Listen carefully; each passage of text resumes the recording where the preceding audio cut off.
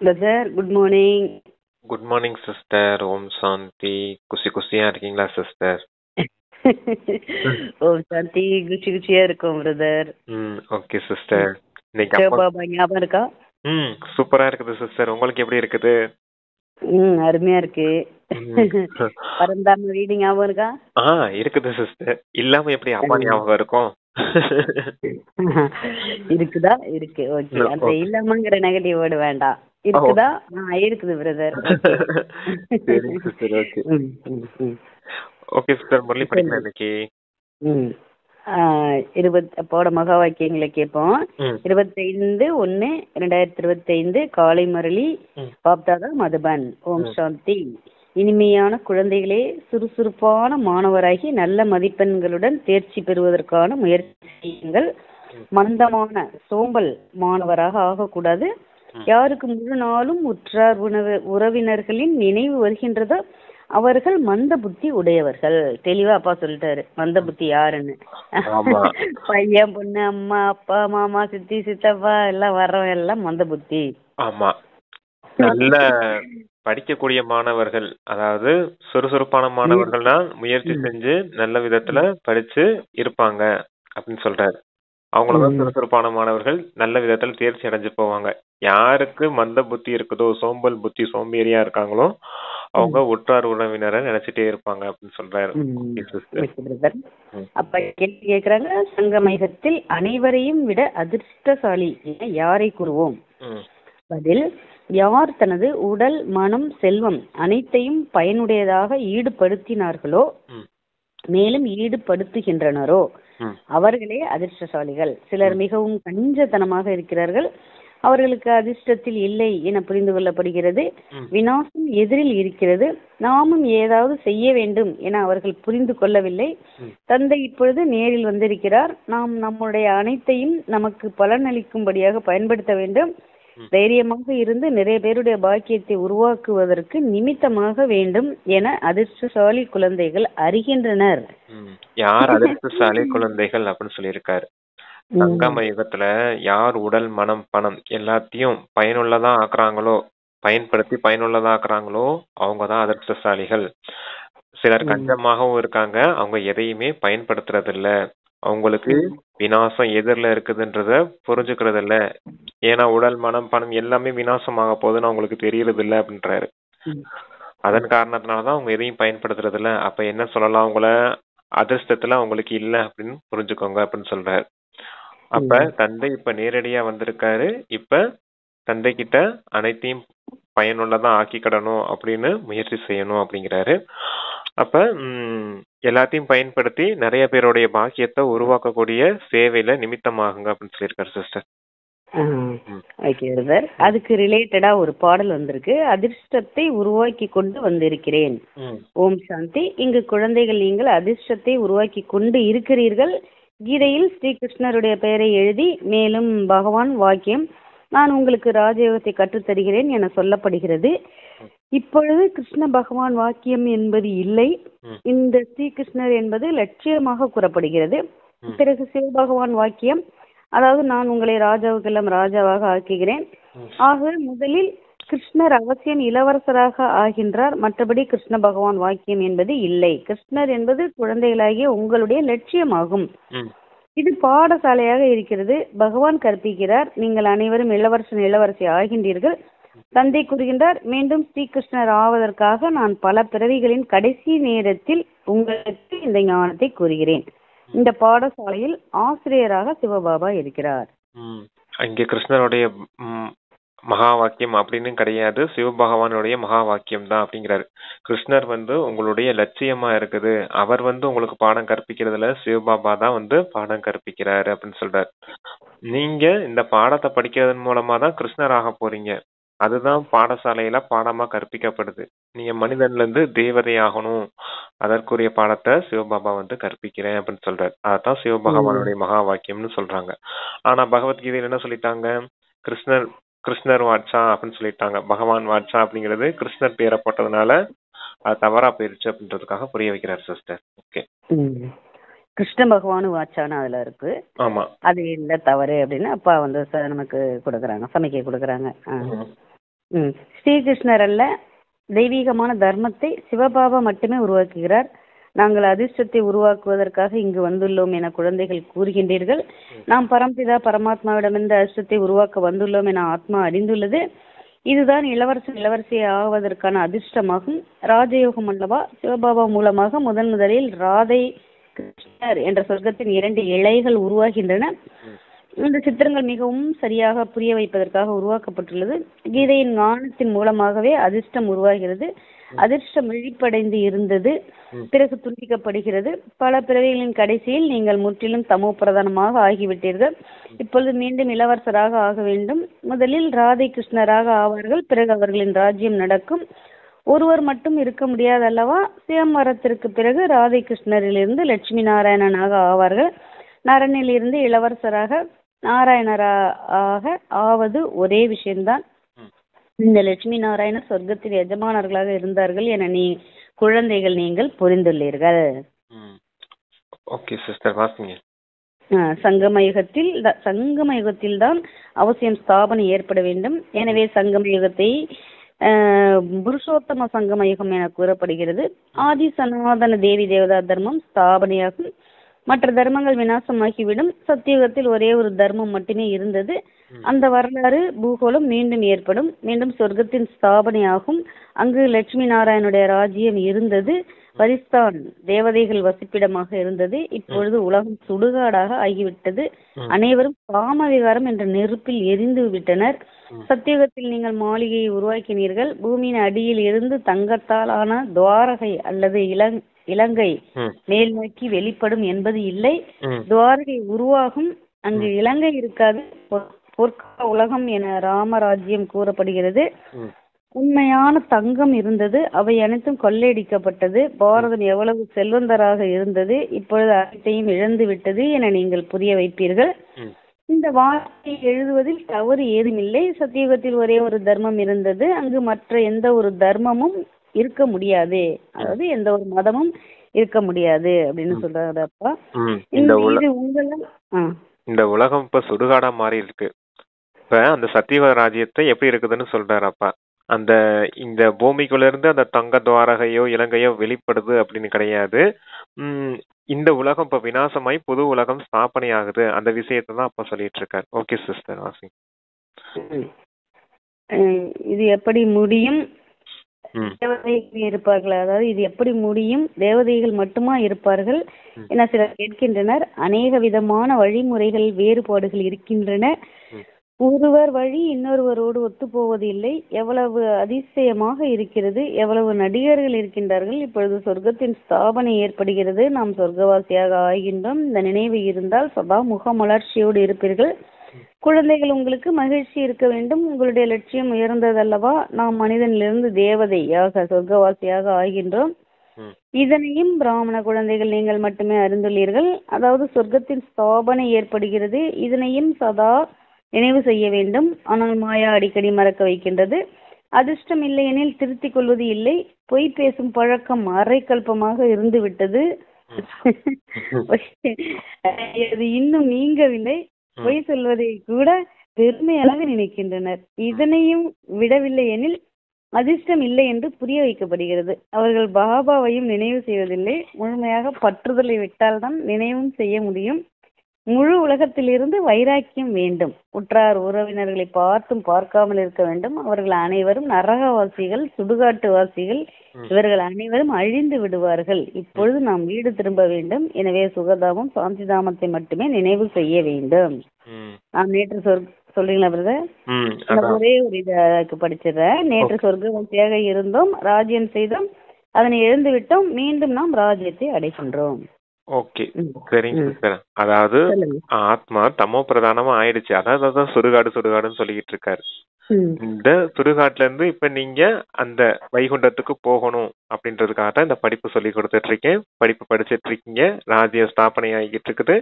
நீங்க அதற்கான காரியம் செய்யுங்க அப்படின்னு சொல்லியிருக்காரு சிஸ்டர். ஓகே, அடுத்து பக்தி மார்க்கத்தில் எவ்வளவு தலை வணங்கினோம், செல்வத்தை வீண் செலவு செய்தோம், கதறி அழுதோம், ஆனாலும் ஒன்றும் கிடைக்கவில்லை என குழந்தைகள் புரிந்துள்ளீர்கள். ஆத்மா வேண்டுகிறது, பாபா வாருங்கள், சுகதாமத்திற்கு அழைத்து செல்லுங்கள். கடைசியில் துக்கம் அதிகமானதால் நினைவு செய்கின்றனர். இப்பொழுது இந்த பழைய உலகம் முடிந்தாக வேண்டும். நீங்கள் இதனை பார்த்து கொண்டு இருக்கிறீர்கள். இப்பொழுது இது நம்முடைய கடைசி பிரிவியாக இருக்கிறது.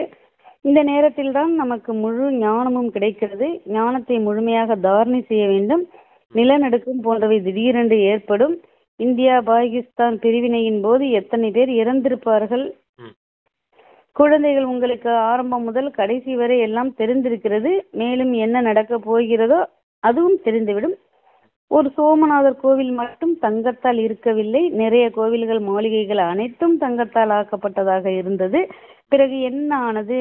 எப்படி மறைந்தது? நிலநடுக்கத்தில் பூமியில் புதைந்து மீண்டும் வெளியே வர முடியுமா என்ன?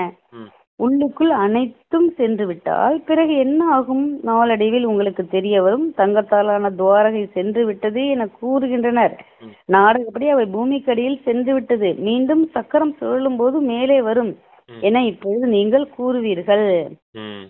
இருந்தாலும் படிக்கட்டுமா பிரதர்? படிங்க சிஸ்டர். இருந்தாலும் மீண்டும் உருவாக்கப்பட வேண்டும். இந்த சக்கரத்தை புத்தியில் சிந்தனை செய்து மகிழ்ச்சியோடு இருக்க வேண்டும். இந்த சித்திரத்தை பாக்கெட்டில் வைத்துக் கொள்ள வேண்டும். இந்த பேட்ச் மிகவும் சேவைக்கு தகுதியானதாகும். ஆனாலும் இந்த சேவையை யாரும் செய்யவில்லை. குழந்தைகள், நீங்கள் ரயிலில் கூட நிறைய சேவை செய்ய முடியும். ஆனால் ரயிலில் நாங்கள் என்ன சேவை செய்தோம் என யாரும் ஒருபொழுதும் எழுதி அனுப்பவில்லை.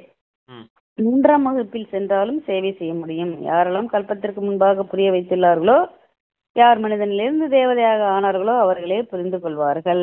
மனிதனிலிருந்து தேவதையாக ஆவதன் மகிமையும் செய்யப்படுகிறது. மனிதனிலிருந்து கிறிஸ்துவாக, சீக்கியராக என்று சொல்லப்படுவது இல்லை.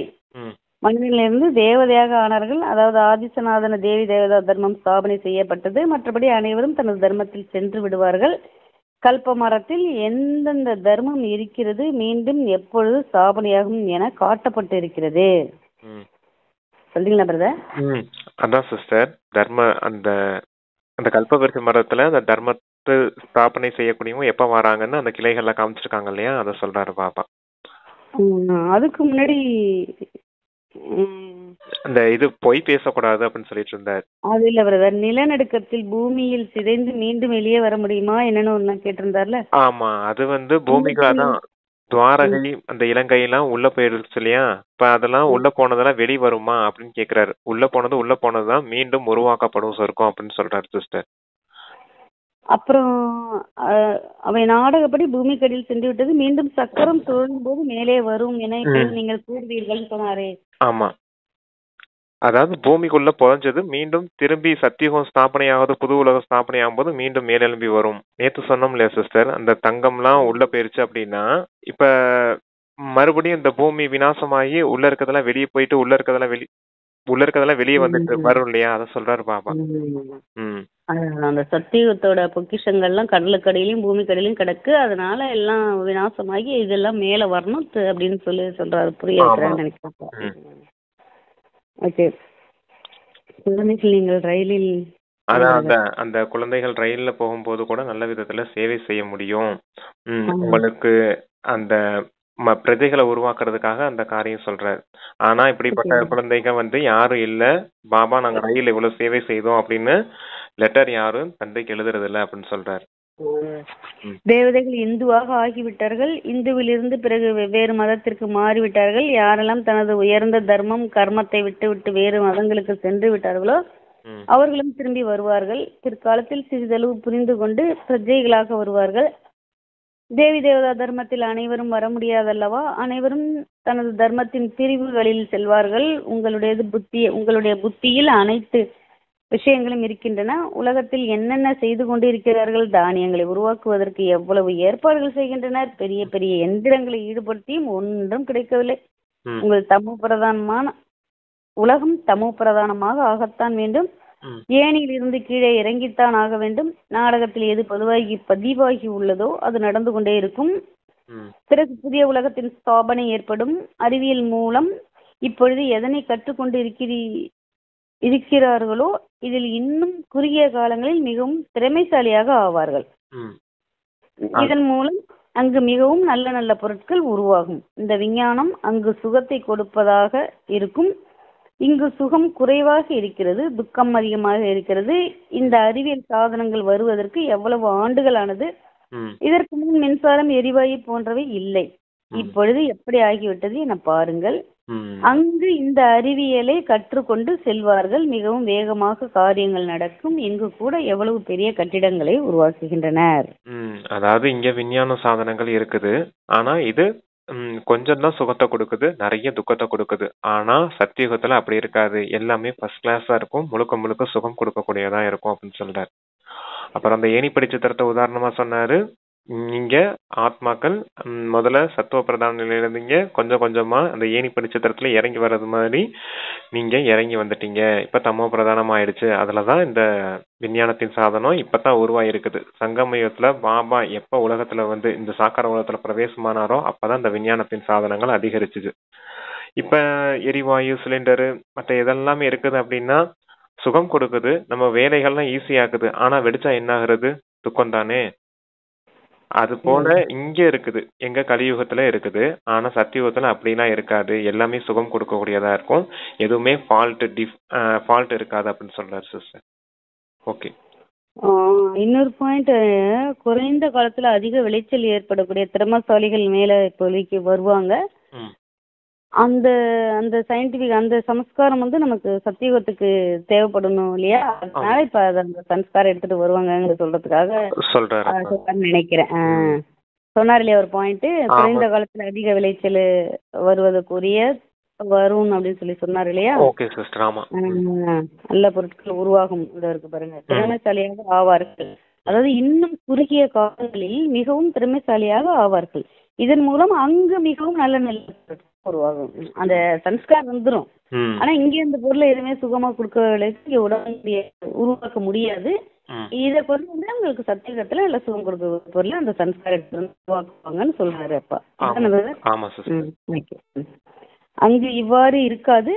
அங்கு அனைவருக்கும் தனித்தனி வயல்வெளிகள் இருக்கும், வரிகள் விதிக்கப்படாது. அங்கு அளவற்ற செல்வங்கள் இருக்கும், நிலப்பரப்பு அதிகமாக இருக்கும், நதிகள் எல்லாம் இருக்கும். மற்றபடி கால்வாய் போன்றவை இருக்காது. பிற்காலத்தில் வாய்க்கால் முதலியனவற்றை தோண்டி பயன்படுத்தினார்கள். நமக்கு இப்பொழுது 2 இன்ஜின் கிடைத்திருக்கிறது. அதாவது பிரம்மாவையும் உமாவையும் சொல்றாரு, பிரம்மாவையும் சிவபாபாவையும் சொல்றாரு.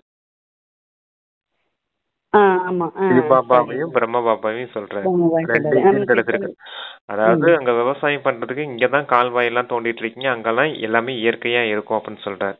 விவசாயம் பண்ற பொருட்கள் எல்லாமே அங்க எப்பவுமே வசந்த காலமா தான் இருக்கும், தேவைக்கு மழை பெய்யும், மிச்சதெல்லாம் நல்ல விளைச்சலை கொடுக்கும் அப்படிங்கறத சொல்றாரு. ஆனா இங்க கால்வாய்களை உருவாக்கி எவ்வளவு உழைக்க வேண்டியது இருக்குது, இந்த மாதிரி உழைப்பெல்லாம் அங்க செய்ய வேண்டியது இருக்காது அப்படின்னு சொல்றாரு. அங்க விதைக்கிறது கூட எப்படி விதைப்பாங்க அப்படின்னா சும்மா தூவி விட்டு போயிருவாங்களா விதைய, அதுவா விளைஞ்சு வந்து நிக்குமா, அப்படியே போய் அறுவடை செஞ்சுட்டு வந்துருவாங்க. அதத்தான் அப்படி சொல்றாரு. நமக்கு இப்பொழுது 2 இன்ஜின் கிடைத்திருக்கிறது என்ற மகிழ்ச்சி குழந்தைகள் உங்கள் மனதில் இருக்கிறது. மலை மேல் ஏறும் ரயிலுக்கு 2 இன்ஜின் பொருத்தப்படுகிறது. குழந்தைகள், நீங்களும் தனது விரலை கொடுக்கின்றீர்கள், ஆனாலும் நீங்கள் குறைவானவர்களே இருக்கின்றீர்கள். உங்களுக்கு தான் மகிமையும் செய்யப்படுகிறது. நாம் ஈஸ்வரிய உதவியாளராக இருக்கின்றோம் என நீங்கள் அறிந்துள்ளீர்கள். ஸ்ரீமத் படி நடந்து சேவை செய்கின்றோம். பாபாவும் சேவை செய்ய வந்திருக்கிறார். ஒரு தர்மத்தை ஸ்தாபனை செய்து அநேக தர்மங்களை விநாசம் செய்ய வைக்கின்றார். சிறிது காலத்திற்கு பிறகு நீங்கள் நிறைய குழப்பங்களை காண்பீர்கள். யுத்தம் செய்து எங்காவது அணுகுண்டு வீசிவிடக் கூடாது என இப்பொழுது பயப்படுகின்றனர். யுத்தம் மிகவும் நடக்கிறது. அடிக்கடி தங்களுக்குள் சண்டையிடுகின்றனர். பழைய உலகம் முடியத்தான் வேண்டும் என குழந்தைகள் அறிந்துள்ளீர்கள். பிறகு நாம் தன்னுடைய வீட்டிற்கு செல்வோம். இப்பொழுது 84 பிறவி சக்கரம் முடிகிறது. அனைவரும் சேர்ந்து வீட்டிற்கு திரும்புவோம். குழந்தைகளில் ஒரு சிலருக்குத்தான் இந்த நினைவு அடிக்கடி வருகிறது. நாடக அனுசாரப்படி சுறுசுறுப்பான மற்றும் மந்தமான மாணவர்கள் இருக்கின்றார்கள். சுறுசுறுப்பானவர்கள் நல்ல மதிப்பெண்களுடன் தேர்ச்சி பெறுவார்கள். மந்தமான மாணவர்கள் முழு நாளும் சண்டையிடுவது, சச்சரவுகளில் செல்வார்கள். தந்தையை நினைவு செய்யாமல் முழு நாளும் உற்றார் உறவினர்களையே அதிகம் நினைவு செய்வார்கள். இங்கு அனைத்தையும் மறந்தாக வேண்டும். நான் ஆத்மா, இந்த சரீரம் என்னும் வால் தொங்கிக் கொண்டிருக்கிறது. சரீரம் தான் வால் போல இருக்குது, குரங்குக்கு வால் இருக்குது இல்லையா, அது போல சொல்றாரு பாபா. ஆத்மா இருக்குது, சரீரம் வால் போல தொங்கிக்கிட்டு இருக்குது அப்படின்றாரு. இந்த வால் விலகிவிடும். கர்மாதித்த நிலை அடைந்தால் சரீரம் அழிந்துவிடும். நாம் கருப்பான நிலையிலிருந்து அழகான நிலையை அடைய வேண்டும் என்ற கவலை இருக்கிறது. அதற்காக முயற்சி செய்ய வேண்டும் அல்லவா? சொல்றீங்களா பிரதர்? அதான் கருப்புல இருந்து இப்ப வெள்ளையாகணும். குரங்கா மாறி இருக்கோம். நம்ம எல்லாரும் தமோபிரதான நிலையை அடையும் போது எப்படி ஆயிட்டோம்? குரங்கு போல. குரங்குக்கு தான் 5 விகாரங்களின் உதாரணமா சொல்லுவாங்க. 5 விகாரங்களுக்கு வசமான குரங்கு போல நம்ம ஆயிட்டோம். இப்ப இந்த நிலையில இருந்து அப்பா பூஜைக்குரியவரா அழகானவரா ஆக்க வந்திருக்காரு. அதான் கருப்புல இருந்து வெள்ளையாக்க வந்திருக்கேன்னு சொல்ற. Okay sister. அணுகுண்டெல்லாம் பத்தி சொன்னாரு, அது பரவாயில்லையா? அணுகுண்டு எங்கேயும் செய்யக்கூடாது, இப்பொழுது பயப்படுகின்றனர்.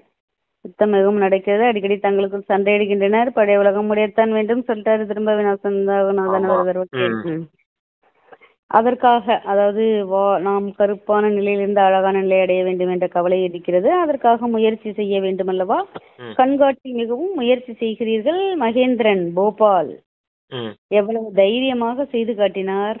முரளியில வருது அவரு தனியாக அல்ல, அவங்க 2 பேரும் நல்ல விதத்துல சேவை செஞ்சிருக்காங்க. அத பாபா சொல்றேன். மகேந்திரன் எவ்வளவு தைரியமாக செய்து காட்டினார். தனியாக இருந்து எவ்வளவு முயன்று கண்காட்சி செய்தார். அந்த உழைப்பிற்கான பலன் கிடைக்கும் அல்லவா? ஒருவர் மூலமாக எவ்வளவு அதிசயம் ஏற்பட்டது, எவ்வளவு பேருக்கு நன்மை செய்தார். உற்றார் உதவியின் மூலம் எவ்வளவு காரியம் செய்தார், அதிசயம் அல்லவா? தங்களுடைய செல்வத்தை இந்த காரியத்தில் ஈடுபடுத்துங்கள். செல்வத்தை வைத்து என்ன செய்வீர்கள் என உற்றார் உறவினர்களுக்கு புரிய வைத்தார். தைரியமாக சென்டரை உருவாக்கினார். இதனால் எவ்வளவு பேருக்கு பாக்கியம் ஏற்பட்டது. இவ்வாறு 5-6 நபர்கள் உருவானால் எவ்வளவு சேவை நடைபெறும். சிலர் மிகவும் கஞ்சத்தனமாக இருக்கின்றனர். பிறகு அவர்களுக்கு அதிர்ஷ்டம் இல்லை என புரிந்து கொள்ளப்படுகிறது. விநாசம் எதிரில் இருக்கிறது, நாம் ஏதாவது செய்வோம் என்பது புரியவில்லை. இப்பொழுது மனிதர்கள் ஈஸ்வரன் பெயரில் தானம் செய்தாலும் எதுவும் கிடைப்பது இல்லை. சொர்க்கத்தின் ராஜ்யத்தை கொடுப்பதற்காக ஈஸ்வரன் இப்பொழுது வந்திருக்கிறார். தான புண்ணியம் செய்பவருக்கு எதுவும் கிடைக்காது. சங்கமயத்தில் யார் தனது உடல், மனம், செல்வம் அனைத்தையும் பயனுள்ள வகையில் மற்றும் பயன்படுத்துகிறார்களோ அவர்கள் தான் அதிர்ஷ்டசாலிகள். அதிர்ஷ்டம் இல்லை எனில் புரிந்து கொள்ள மாட்டார்கள். அவர்களும் பிராமணர்கள், நாமும் பிராமணர்களாக இருக்கின்றோம். நாம் பிரஜாபிதா பிரம்மா குமார் குமாரிகள். இவ்வளவு பேர் பிராமணர்களாக இருக்கின்றனர். அவர்கள் சரீர வம்சாவளி நீங்கள் வாய்வழி வம்சாவளி. சிவ ஜெயந்தி சங்கமயுகத்தில் நடைபெறுகிறது. இப்பொழுது சொர்க்கத்தை உருவாக்குவதற்கு மன்மனாபவ என்னும் மந்திரத்தை தந்தை தருகிறார். ஓகே, சொல்லலாம் சிஸ்டர். அந்த பிராமணர்கள் 2 பிராமணர்கள் இருக்காங்க இல்லையா? கலியுக பிராமணர்கள் தான புண்ணியம் செய்து அவங்க புண்ணியத்தை சேமிக்கணும்னு நினைக்கிறாங்க. இதன் மூலமா எந்த ஒரு பாக்கியமும் உருவாகிறது இல்லை அப்படின்னு சொல்றாரு. ஒரு பிறவிக்கான பாக்கியம் இருக்குது. இப்ப கலியுகம் முடிஞ்சிட்டு அடுத்து சத்தியுகம் வரப்போதுன்னா அந்த பிறவியின் பாக்கியமும் கிடைக்க போறது இல்லை இல்லையா? அதுக்காக சொல்றாரு. இப்ப இந்த சங்கமயத்துல யார் உடல், மனம், பணம் எல்லாத்தையும் பயன்படுத்துறாங்களோ அவங்களுக்கு தான் அதிர்ஷ்டம் உருவாகுது, சொர்க்கத்தின் ஆஸ்தி கிடைக்குது அப்படின்னு சொல்றாரு சிஸ்டர். அவங்க சரீர வம்சத்தினர், கலியுக பிராமணர்கள். நீங்க சங்கமயுக பிராமணர்கள், வாய்வழி வம்சத்தினர் அப்படின்னு சொல்றாரு. இப்ப மந்திரத்தை தந்தை தருகின்றார். நீங்கள் என்னை நினைவு செய்தால் தூய்மையாகி தூய்மையான உலகத்தில் எஜமானராக ஆவீர்கள். இவ்வாறு யுக்தியோடு நோட்டீஸ் தயார் செய்ய வேண்டும். உலகில் நிறைய பேர் இறக்கின்றனர் அல்லவா? அங்கு சென்று நோட்டீஸ் கொடுக்க வேண்டும். தந்தை வரும்பொழுது பழைய உலகம் முடிந்து பிறகு சொர்க்கத்தின் கதவுகள் திறக்கப்படும். இப்பொழுது சுகதாமத்திற்கு செல்ல வேண்டுமானால் அதற்கான மந்திரம் மன்மனாபவ. அவ்வாறு நல்ல தரமான பேப்பரில் நோட்டீஸ் தயார் செய்து அனைவரிடமும் இருக்க வேண்டும். மயான பூமியிலும் நோட்டீஸ் கொடுக்க வேண்டும். குழந்தைகளுக்கு சேவையில் ஆர்வம் இருக்க வேண்டும். சேவைக்காக யுக்திகள் நிறைய தரப்படுகிறது. இவற்றை நன்றாக எழுதி கொள்ள வேண்டும். லட்சியம் எழுதப்பட்டிருக்கிறது. புரிய வைப்பதற்கு நல்ல யுக்தி வேண்டும். நல்லது. இதுல என்னமோ ஒண்ணு சொல்லுங்க. சுடுகாட பத்தி சொல்லியிருந்தார். சுடுகாட்டுல போய் நல்லா சேவை செய்யணும் சொல்ல. சுடுகாட்டுல பிணை இறக்கிறதுக்கு உறவினர்கள்லாம் வருவாங்க இல்லையா? அவங்கள்ட்ட சொல்லணும் மன்மனாபவ மந்திரத்தை பத்தி அப்படின்னு சொல்றான். ஆத்மான்னு பரமாத்மா தந்தை நினைவு செய்தீங்கன்னா உங்களுடைய பாவ கர்மங்கள் அழியும் அப்படின்றதுக்காக அந்த மந்திரத்தை அங்க சொல்லணும்னு சொல்ற. இந்த மந்திரத்தின் மூலமா தான் சுகதாமம் ஸ்தாபனை ஆகுதுன்னு சொல்லியிருந்தார் சிஸ்டர். ஓகே. நிறைய பேர் இறக்கின்றனர். நிறைய பேர் இறக்கின்றனர் சொல்லிட்டு அதுக்கு முன்னாடி என்னமோ ஒரு நல்ல பாயிண்ட் சொன்னாரு அவரு. வாய்வழி வம்சாவளி, யார் உடல், மனம் என்னமோ சொன்னார்ல பிரதர். அதான் sister, மன்மனாபவ மந்திரம் தான் சுகதாமத்தை உருவாக்கக்கூடிய மந்திரம் அப்படின்னு சொல்றாரு. அத இந்த சுடுகாட்டுல போய் சேவை செய்யுங்க அப்படின்னு சொல்லியிருக்காரு.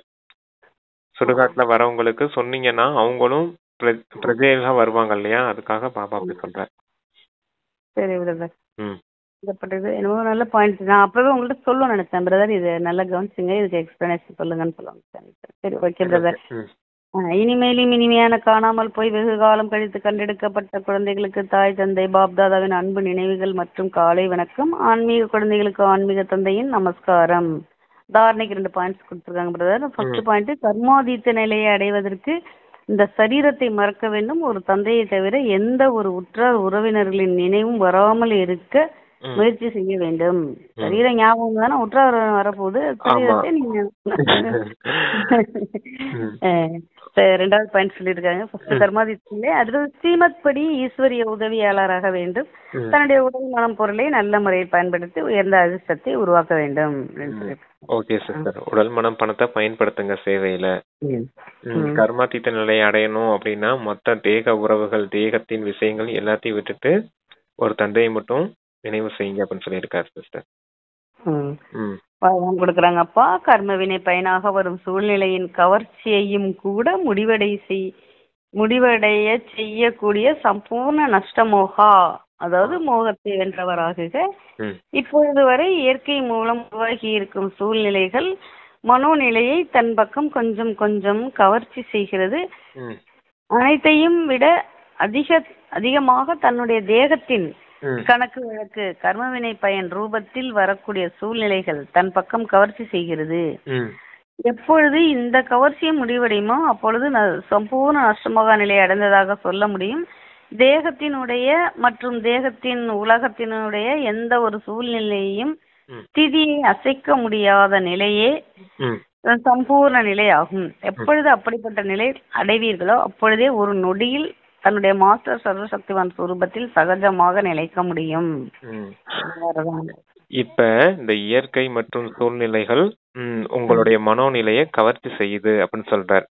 அப்ப ஆமா, கவர்ச்சி செய்யுது.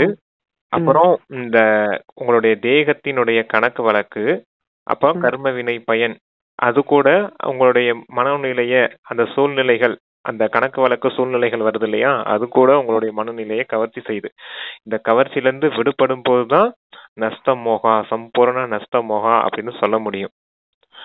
இப்ப இந்த தேகம் மற்றும் தேகத்தின் உலகத்தின் விஷயங்கள், அந்த ஈர்ப்பு கவர்ச்சியிலிருந்து விடுபடுறவங்கள தான் என்னன்னு சொல்ல முடியும், சம்பூர்ண நிலையை அடையக்கூடியவங்க அப்படின்னு சொல்ல முடியும். அப்படித்தானே சிஸ்டர் சொன்னார், தேகம் மற்றும் தேகத்தின் உலகம். ஆமா, தேகம் மற்றும் தேகத்தின் கணக்கு வழக்கு கர்மவினை பயன் ரூபத்தில் வரக்கூடிய சூழ்நிலைகள் தன் பக்கம் கவர்ச்சி செய்கிறது. எப்பொழுது இந்த கவர்ச்சி முடிவடையுமோ அப்பொழுது சம்பூர்ண நஷ்டமோக நிலையை அடைந்ததாக சொல்ல முடியும். தேகத்தினுடைய மற்றும் தேகத்தின் உலகத்தினுடைய எந்த ஒரு சூழ்நிலையையும் ஸ்திதியை அசைக்க முடியாத நிலையே மனோநிலைய அசைக்க முடியாம இருக்கணும். அதுதான் சம்பூர்ண நிலை. எந்த விஷயம், தேகமோ தேகத்தின் உலகத்தின் விஷயங்களோ உங்களுடைய மனோநிலைய அசைக்க முடியாம இருக்கணும், அதுதான் சம்பூர்ண நிலையாகும் அப்படின்னு சொல்லியிருக்காரு. ஓகே, அடுத்த சிஸ்டர். அந்த அப்பொழுதே ஒரு நொடியில் தன்னுடைய மாஸ்டர் சர்வசக்திவான் சொரூபத்தில் சகஜமாக நிலைத்திருக்க முடியும். எப்பொழுதும் அப்படிப்பட்ட நிலை அடைவீர்களோ, எப்பொழுது அப்படிப்பட்ட நிலையை அடைவீர்களோ அப்பொழுது ஒரு நொடியில் தன்னுடைய மாஸ்டர் சர்வசக்திவான் சொரூபத்தில் சகஜமாக நிலைத்திருக்க முடியும் அப்படின்னு சொல்லியிருக்காங்க. ஆமா, ஒரு நொடியில நிலைக்க முடியணும்னா நீங்க அந்த தேகம் தேக உலகத்தின் விஷயங்கள்ல இருந்து விடுபட்டு இருக்கணும். உங்களுடைய மனோநிலை அதுல இருந்து விடுபட்டுக்கணும். உங்களுடைய ஸ்திதியை அசைக்க முடியாம இருக்கணும். அப்படி இருந்தா தான் உங்களால ஒரு நொடியில அந்த மாஸ்டர் சர்வசக்திவான் அப்படிங்கிற சொரூபத்துல நிலைச்சிருக்க முடியும் அப்படின்னு சொல்லியிருக்காரு. Okay sister. ஸ்லோகன் சொல்றாங்க, தூய்மை என்ற விரதம் அனைத்தையும் விட சிரேஷ்டமான சத்திய நாராயண விரதம் ஆகும். இதில் தான் அதீந்திரிய சுகம் நிறைந்திருக்கிறது. தூய்மை என்ற விரதம் அனைத்தையும் விட சிரேஷ்டமான சத்திய நாராயண விரதம் ஆகும். இதில் தான் அதீந்திரிய சுகம் நிறைந்திருக்கிறது. தூய்மைதான் மிக உயர்ந்த விரதம், சத்திய நாராயண விரதம். அதில் தான் அதீந்திரிய சுகம் நிறைஞ்சிருக்குது. அப்புறம் தூய்மையின் விரதம் இல்லை அப்படின்னா எதுக்கு பின்னாடி போய்கிட்டு இருப்போம், இந்திரிய சுகங்களுக்கு பின்னாடி போய்கிட்டு இருப்போம். தூய்மையற்ற விரதம் இந்திரியத்தின் சுகத்தின் அடிப்படையில இழுத்துட்டு போகும். அது முழுக்க முழுக்க பாவ கர்மங்களா ஆகும். தூய்மையின் விரதம் இருந்தீங்கன்னா சத்தியநாராயண விரதமா இருக்கும். அதுலதான் அத்தீந்திரிய சுகம் இருக்குது. கோபியர்கள் அத்தீந்திரிய சுகத்துல தான் ஆடிட்டு இருந்தாங்க அப்படின்னு சொல்றாங்க இல்லையா சாஸ்திரத்துல. அப்ப அவங்க தூய்மையின் விரதத்துல இருந்தாங்க. அது யாருன்னா நீங்க தான் அப்படின்னு சொல்லியிருக்காரு. Okay sister. அவ்யக்த சமிக்கை கொடுத்திருக்காங்க. தன்னுடைய சக்திசாலி மனதின் மூலம் சகாஸ் கொடுக்கும் சேவை செய்யுங்கள். மனதின் சேவை எல்லையற்ற சேவையாகும்.